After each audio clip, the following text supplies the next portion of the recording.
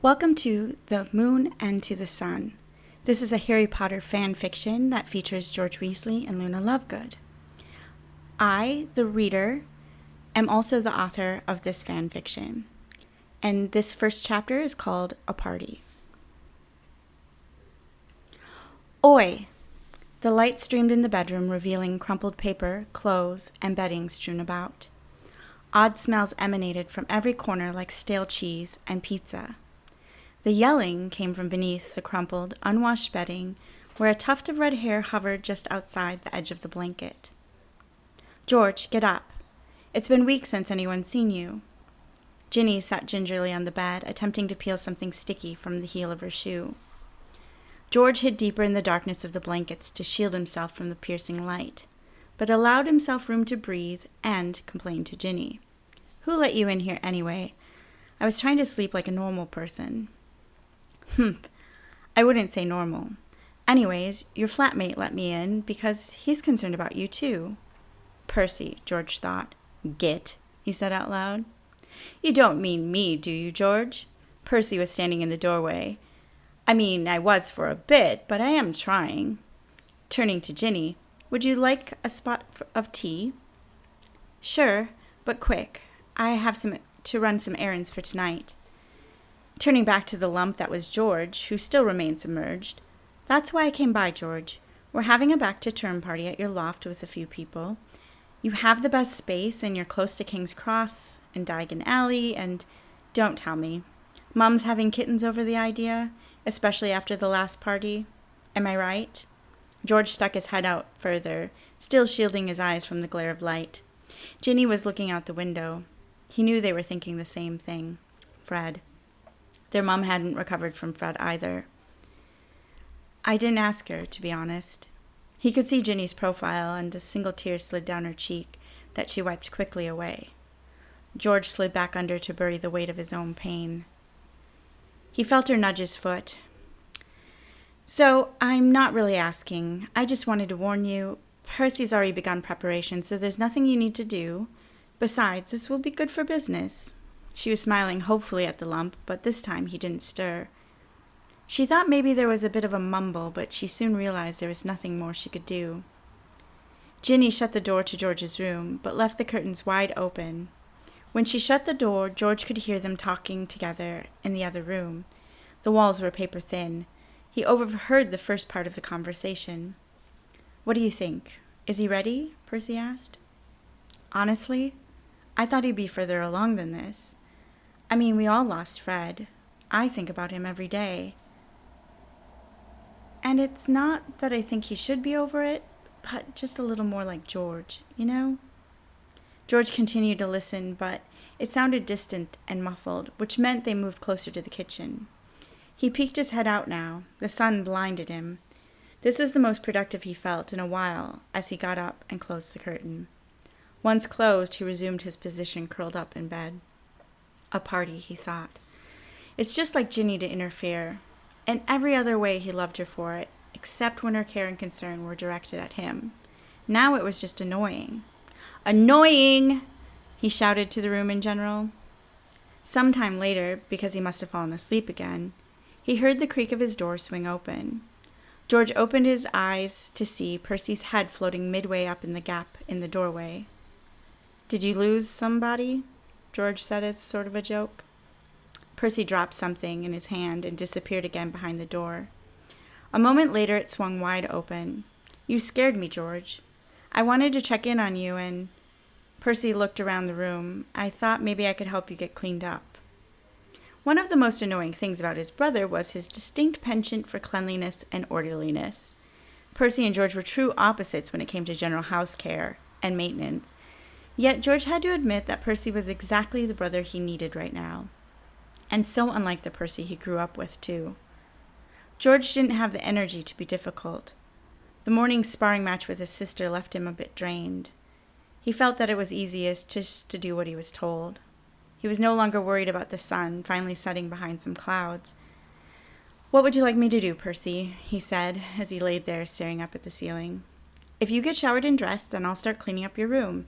I've already done laundry, so there's clean towels and clothes are already set out for you. I was beginning to feel like more work than it was worth. George was about ready to change his mind, but when he looked at his brother with a bucket in hand, he couldn't do it. Percy looked a bit fragile. George had been so focused on his own pain that he failed to see it in others. This was how Percy coped. Okay. It was all George needed to say before Percy set down the bucket and ushered George out of the room. George looked back. He could see Percy raise his wand high.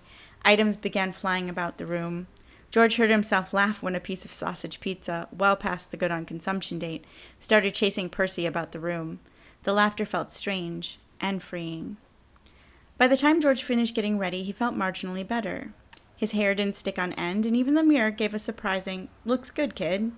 He wanted to give a quick retort back to the mirror, but in the end, he just stared at his image. He looked clean, but felt hollow. His ear was a reminder of that. His room was cleared of all personal effects, which he imagined Percy stuffed in some closet, magic down in size. Even his bed was moved against the wall. The room overall was made into more of a lounge area with a few comfy chairs added. It looked better, but he'd be careful not to admit that to his brother. Percy glided by in the hallway, freshly cleaned. They will be here shortly, though I expect the usual gang will arrive early. George nodded. He wondered if Percy was nervous. There were still many people who didn't trust him because of what happened at the ministry. It's sort of why George took pity on him. He knew it wouldn't be easy to face former classmates and friends. He thought he should say something encouraging, so he gave it a go. "It looks good, Perce. Really good." It was almost like Percy didn't hear George, his mind running through a list of things he didn't want to forget. "I wonder if I got enough for the cauldron drinks. I'm sure what you have is fine, Perce." "I don't know. I mean, what if people bring more than one guest?" George knew that when Percy got like this, it was best to stay out of his way. As much as Percy had become more relaxed, there was something in their mutual personalities that brought the worst out in each other during times of stress. Instead, he decided to see if he could play some music. Anything to drown out Percy thinking so much. He could practically hear it from here. It wasn't long before the core crew arrived. Ginny, Hermione, followed by Ron and Harry. Harry was the one person that seemed to give George the right amount of space with the right amount of questions. He never pried, pitied, or pushed. Immediately, George felt himself gravitate towards Harry. Harry stuck out his hand and then shook. "Hiya," said Harry. "Hiya yourself." Ron looked nervously over at him, and George wanted to avoid his questioning stare. "So how have you been, George?" Harry asked, and the way he asked gave George a free pass to give a non-committal answer. "You know." Percy, "Wait, don't use that one." Ron pushed past and started bothering Percy in the kitchen over something. George knew that it would be an argument because despite Percy's best efforts, Ron held a grudge more than anyone. He knew Ron would look for any reason to get in Percy's face. If he had more energy, he'd actually find himself standing up for Percy.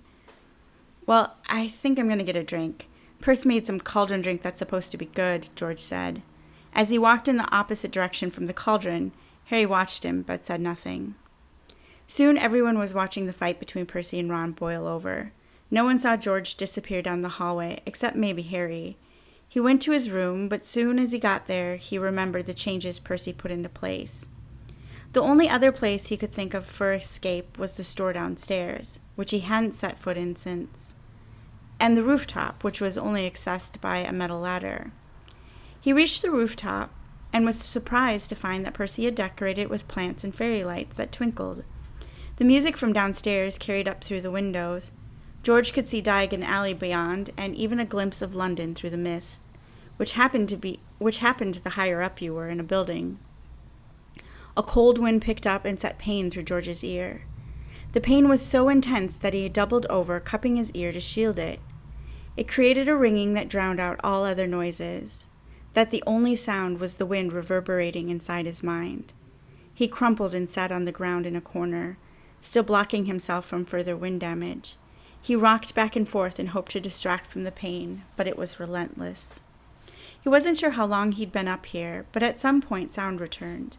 He could hear the music along with the ringing. The volume of voices below increased. He suspected very few people, except maybe Ginny and Percy, noticed he was gone. He stood up, making certain that the wind had died down, when he heard the distinct sound of a foot on the metal ladder. He prepared himself for the scolding he would receive from Ginny, but as he waited for her to appear, another unexpected face popped up above the ledge. The girl's hair glowed as if lit by moonlight. It was short in a pixie cut. The girl in question, once she stood on the roof, was tall and slender. Her face was drawn tight with care. She looked lost. "Hello," he said softly. He didn't want to scare her, standing so near the edge. She turned, looking directly at him, said, "Oh, hello, George. I didn't know anyone was up here." "I'm sorry. Do we know each other?" He'd forgotten most of the faces outside his family. He barely saw anyone anymore, but he was sure he would remember this face. Instinctively, she tugged on the edge of her hair. "I suppose I have changed a bit. My hair was much longer last year. It was badly singed, you see, and, well, I had to cut it." "Oh, it looks nice." George didn't know what else to say.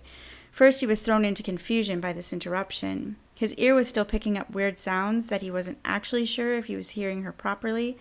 He was afraid he'd miss her name. "You really don't know me, do you?" She looked at him. "I guess I should expect that, but even after everything used to look the same, except the ear. I rather like ears. It's a great place for secrets to bury behind." And she motioned behind her own ear. "Luna." "Yes, you do remember." He didn't say anything more. He felt awkward. She was the weird girl, Luna, except she didn't look anything like the same girl. "Anyways, I can see I've disturbed you. I'll head back down to the party. I was hoping to observe the celestial dance of Bear and Maiden tonight, but it looks too cloudy for that." She began to walk toward the ladder when George blurted out, much to his surprise, "Stay. I would like it if you would stay. I was just contemplating going back in, but I would much rather be up here." And for some reason he wanted to tell her that he'd much rather stay there with her, but instead said, "And I don't want to drive you away." She looked at him for an uncomfortably long moment. He felt her eyes on him like the scrutiny of his mirror when it debated what to say, which lately had been anything but kind. "Okay, I'll stay." At this, George made room for her to cross his path. He led her over to the other side where spots of London peeked through. He leaned on the ledge and stared out. He tried to think about the last time he and Fred stood up here. He thinks it was the night they opened the store. They only did it that night because it was a special occasion, and at the time it wasn't wise to be out of doors in Diagon Alley. He felt a tear streak down his face. He didn't feel self-conscious with Luna next to him. Her oddness seemed to protect him from that kind of embarrassment. Instead, they stood there in quiet stillness as the light flicked on and off in the city. Soon the noises from the loft died down. He knew the party was settling, and soon his sister would be looking for him. He turned to Luna to tell her that he should probably go back in, only to find her watching him. "I'm sorry about Fred," she said with a lowered voice. "Well, it's everything, George." And then she did the strangest thing of all. Her finger lifted to his cheek, by which she captured a tear on her fingertip. She took a vial and placed a single tear inside. She handed the little vial to him, saying, "So you never forget right now." He was stunned and unable to move. Luna, however, walked toward the ladder. She left down the stairs without a backwards glance.